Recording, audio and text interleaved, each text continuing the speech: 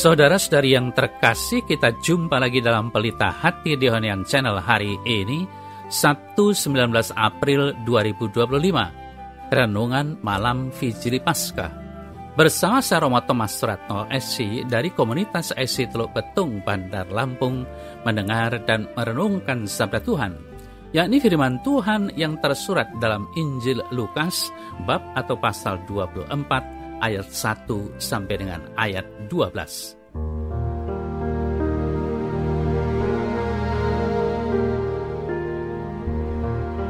Pagi-pagi benar pada hari pertama minggu itu, mereka pergi ke kubur membawa rempah-rempah yang telah disediakan mereka. Mereka mendapati batu sudah terguling dari kubur itu, dan setelah masuk mereka tidak menemukan mayat Tuhan Yesus.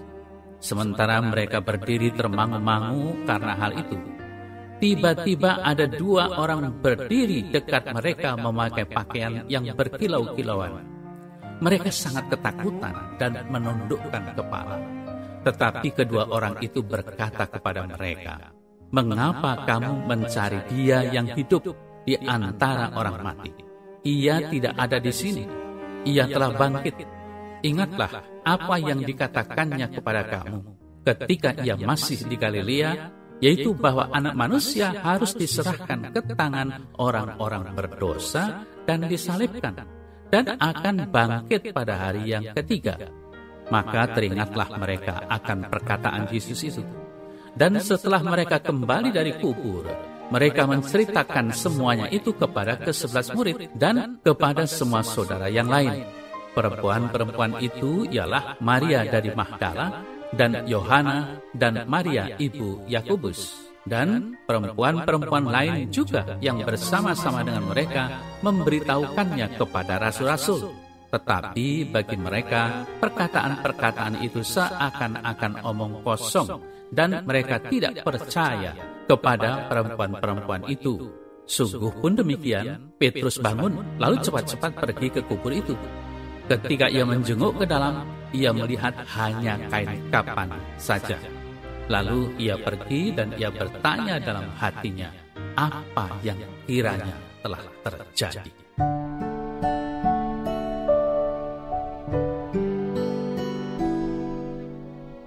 Saudara-saudari yang terkasih, malam Paskah kemungkinan menjadi malam yang sangat emosional.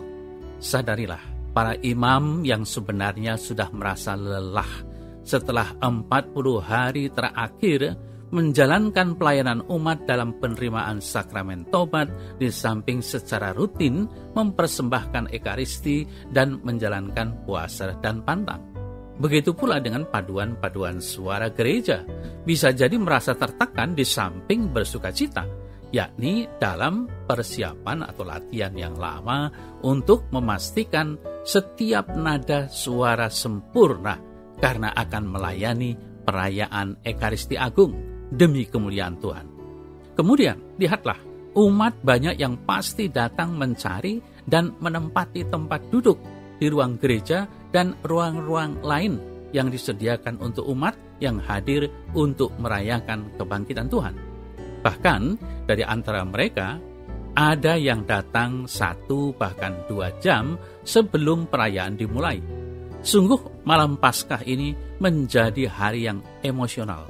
Ada ketegangan, namun yang pasti ada sukacita di hati umat beriman malam ini. Mungkin saja ada rasa bangga karena seluruh keluarga hadir. Namun bisa jadi ada juga yang merasa bersalah. Karena apa? Karena telah melewatkan begitu banyak hari Minggu tidak datang merayakan Ekaristi. Terselip rasa malu, canggung, serta merasa bersalah bila bertemu dan memberi salam, menyalami imam yang sudah lama tidak berjumpa karena ketidakhadirannya dalam Ekaristi. Memang malam Paskah bisa menjadi hari atau malam yang sangat emosional. Saudara-saudari yang terkasih, warta Injil Lukas bab atau pasal 24 ayat 1 sampai dengan 12 yang kita dengar malam ini juga penuh dengan emosi, seperti halnya yang kita alami pada malam Paskah. Beberapa emosi dan kondisi mental disebutkan secara eksplisit dalam watak Injil itu. Bingung, takut, teringat, tidak percaya, dan heran. Nah, saudara-saudara yang terkasih, Injil Lukas bab atau pasal 24 ayat 1 sampai dengan 4, para wanita itu bertindak dalam kasih, tetapi tidak dalam iman. Maksudnya apa? Mereka akan memberikan perawatan penuh belas kasih bagi jenazah Yesus, membawa rempah-rempah, mungkin seperti kita membawa setangkai bunga mahal untuk diletakkan di batu nisan. Ini adalah kasih yang indah, tetapi mengabaikan pesan dan misi Yesus. Kemudian dalam bab 24 ayat 9 sampai dengan 10, para wanita itu bertindak sebagai pembawa pesan Injil yang setia. Bahkan begitu berani mengabarkan kebangkitan Tuhan Yesus kepada para rasul sendiri.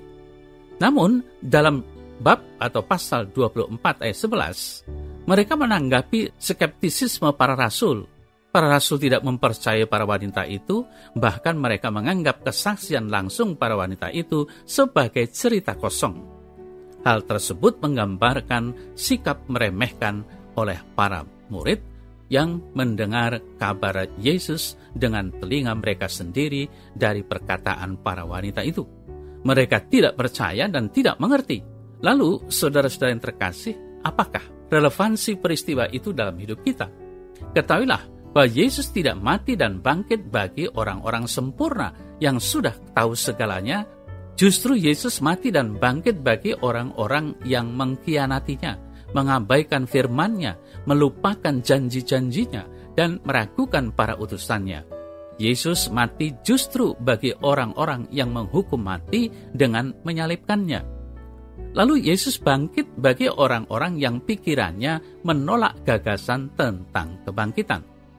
Saudara-saudari yang terkasih, kita harus menyadari bahwa gereja bukanlah perkumpulan orang-orang baik, orang-orang pintar, atau orang-orang yang paling beriman. Justru gereja sangat mungkin adalah perkumpulan orang-orang yang pelupa dan ragu. Gereja adalah komunitas yang bersatu, bukan dalam pemahaman atau kesalehan kita yang sempurna, tetapi dalam kehidupan, kematian, dan kebangkitan Juru Selamat kita. Kesamaan yang kita miliki satu sama lain adalah kesamaan yang kita miliki dengan orang-orang di dalam Injil Lukas bab 24 yang kita dengarkan ini. Yakni apa? Yesus telah bangkit.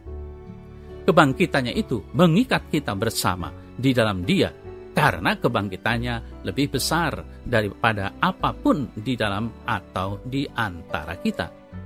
Saudara-saudari yang terkasih, tadi kita mendengar dikatakan, tetapi Petrus bangkit dan berlari ke kubur itu. Ketika ia menengok ke dalam, ia melihat kain kapan saja.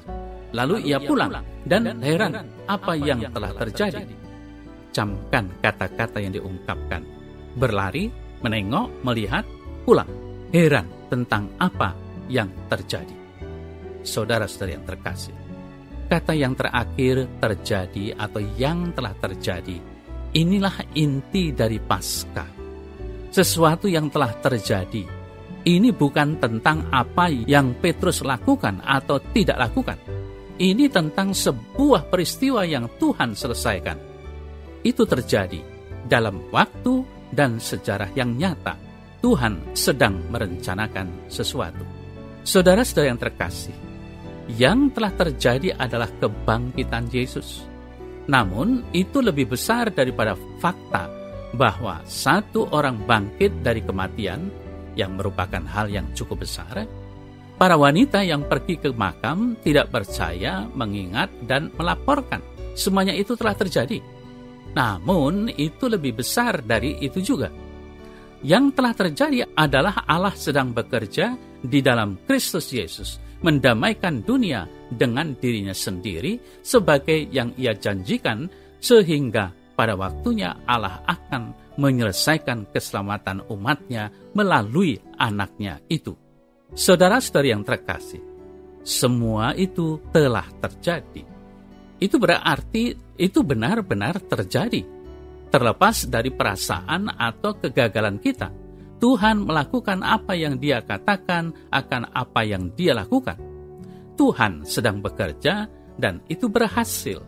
Jadi bukan hanya sesuatu yang terjadi secara objektif, namun kejadian itu menghasilkan hasil yang kekal, yakni kebangkitan Yesus dari antara orang mati telah memulai ciptaan baru Tuhan.